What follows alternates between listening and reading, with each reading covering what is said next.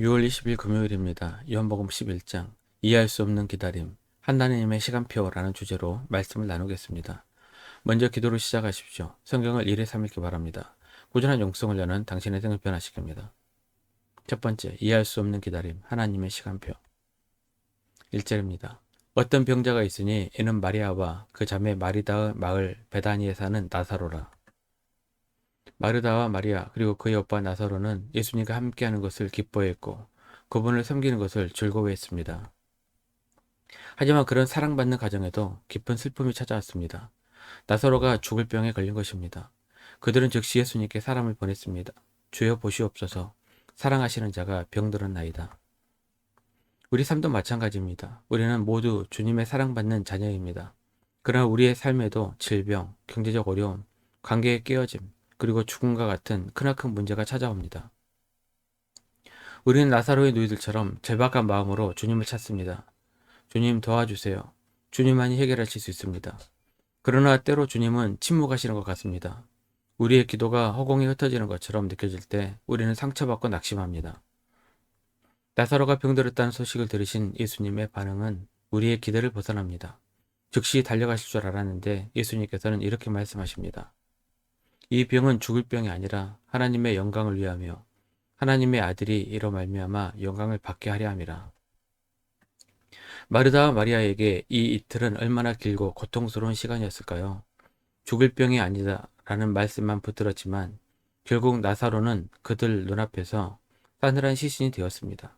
그들은 깊은 절망과 함께 어쩌면 소원한 마음마저 들었을지 모릅니다. 예수님은 지체하셨을까요? 무관심하셨기 때문일까요? 아닙니다. 예수님의 지체는 무관심이 아니라 더 큰 계획의 일부였습니다.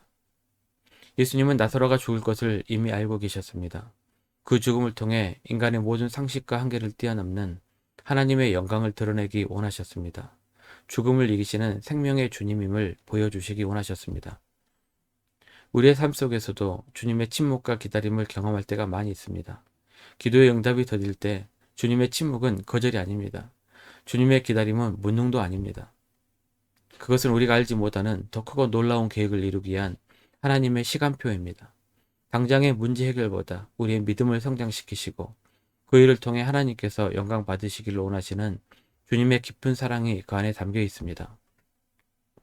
혹시 지금 응답받지 못한 기도의 제목을 붙들고 힘겨워하고 계십니까? 문제 해결이 더뎌서 낙심하고 계십니까? 주님은 우리의 필요를 우리보다 더 잘 아십니다. 지금의 기다림이 더 큰 영광을 위한 준비 과정임을 믿으시기 바랍니다. 불평과 원망 대신 주님, 제 생각과 다르지만 주님의 계획이 가장 선하심을 믿습니다. 라고 고백하며 잠잠히 주님의 때를 기다리는 믿음의 성도들이 되시기를 바랍니다.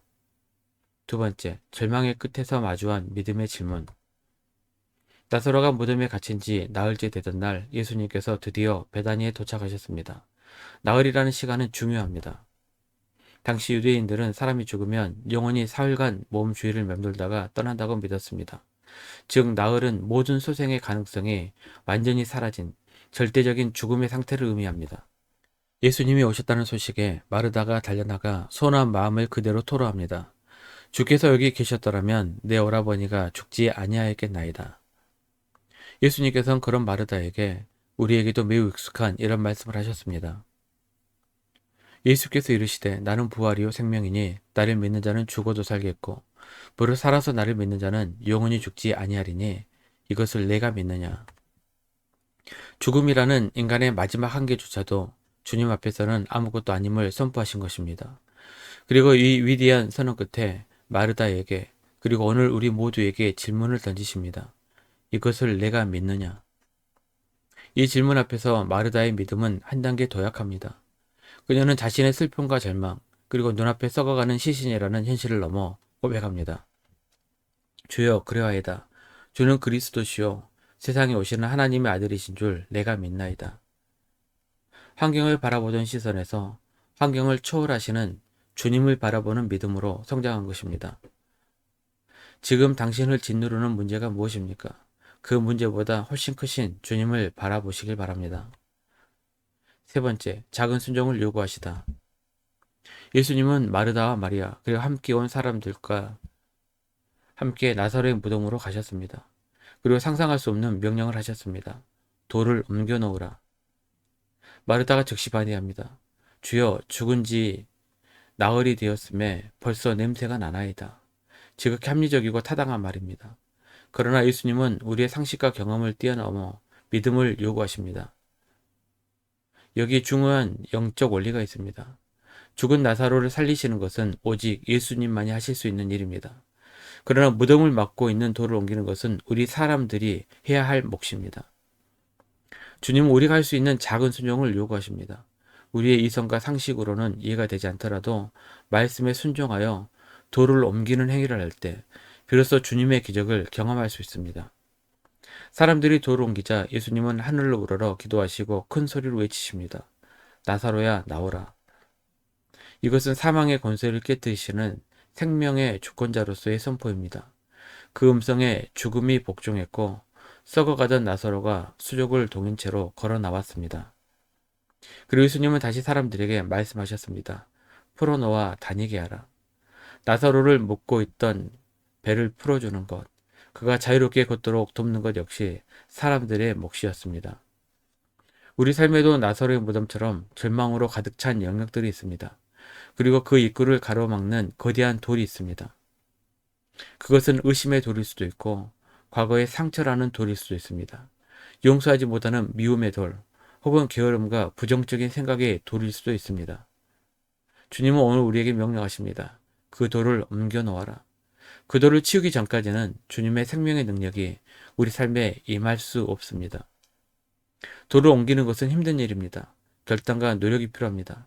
그러나 우리가 믿음으로 순종하여 돌을 옮기기 시작할 때 주님께서는 우리를 묶고 있는 모든 절망과 얽매임에서 풀어 자유롭게 하실 것입니다.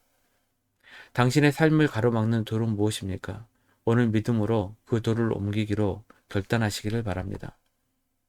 말씀 요약 및 적용입니다. 첫 번째, 우리의 삶에도 주님의 침묵과 기다림을 경험할 때가 있습니다. 지금의 기다림이 더 큰 영광을 위한 준비의 과정임을 믿으십시오. 두 번째, 주님을 의지한다는 것이 아무것도 하지 않고 손을 놓고 있으라는 말이 아닙니다. 주님은 우리가 할 수 있는 작은 순종을 요구하십니다. 1년 성일도 주간계획입니다. 오늘은 금요일 10편 83편에서 85편까지 말씀 천천히 묵상하십시오. 6월 중보기도 제목입니다. 5가지 기도 제목으로 충분히 기도하시고 교회와 갱기도 시간을 가지시기 바랍니다. 가정에서 기도할 수 없는 분들은 주중 기도 시간을 이용하시면 됩니다. 주중 기도는 새벽 6시부터 밤 10시까지입니다. 편한 시간에 나오셔서 정기적으로 기도하시기 바랍니다. 하루 30분씩 최선을 다하시기 바랍니다. 그러면 여러분의 삶이 변화될 것입니다. 영상을 다 보신 분들은 확인 문자를 보내시거나 유튜브에 댓글로 달아주시면 정기적인 영성 훈련에 도움이 될 것입니다. 오늘 하루도 승리하시기를 기도합니다.